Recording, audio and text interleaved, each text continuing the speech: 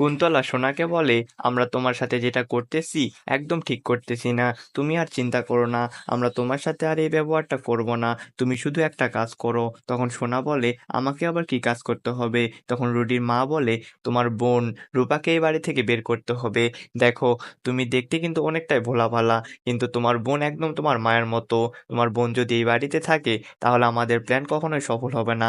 এই জন্য তোমার দায়িত্ব হচ্ছে তোমার বোনকে এই বাড়ি থেকে এখন বের করে দেওয়া। এই কথা শুনে সোনা বলে, আমি এটা পারবো না, ও যেটা ইচ্ছে সেটা করুক, আমার তাতে কি? তখন রুডির মা রেগে গিয়ে বলে, না, তোমাকে পারতেই হবে। আমাদের অত্যাচার থেকে তুমি যদি বাঁচতে চাও তাহলে তোমার বোনকে এই বাড়ি থেকে বের করো। এই বলে সোনা সেখান থেকে চলে যায়। তখন কুন্তলা রুডিকে বলে, আমি এমন এক সন্তানকে জন্ম দিয়েছি যে তার ভালোবাসার জন্য আমাকে মেরে ফেলতে পারে। এই কথা শুনে রুডি বলে, মা, এসব তুমি কি বলতেছো?